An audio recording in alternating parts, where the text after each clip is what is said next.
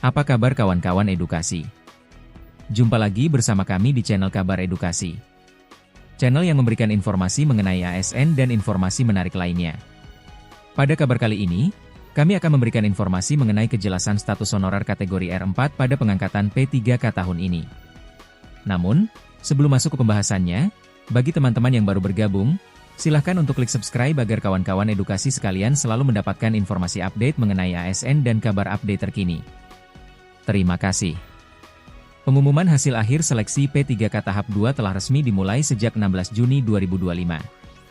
Namun, alih-alih membawa kabar gembira, proses ini justru memunculkan kekhawatiran di kalangan tenaga honorer, terutama mereka yang termasuk dalam kategori R4.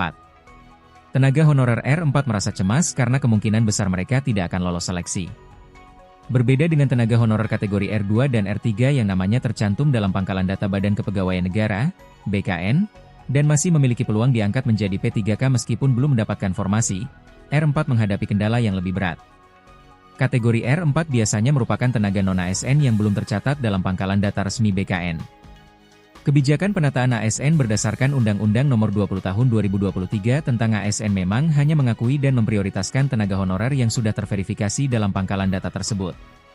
Dengan demikian, honorer R4 yang tidak terdaftar di BKN tidak akan menjadi prioritas dalam pengangkatan P3K tahun 2025.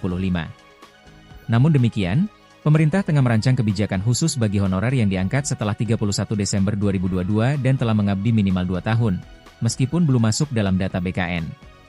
Saat ini, BKN dan pemerintah memfokuskan upaya pada penyelesaian pengangkatan tenaga honorer yang datanya telah tervalidasi.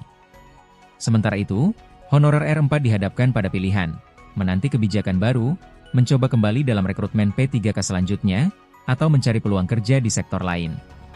Situasi ini membuat status honorer R4 masih mengambang, sedangkan R2 dan R3 tetap menjadi prioritas utama.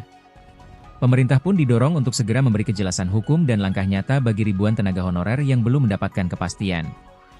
Kebijakan pengangkatan P3K yang memprioritaskan honorer R2 dan R3 memang sesuai dengan asas legalitas dan pendataan yang terverifikasi.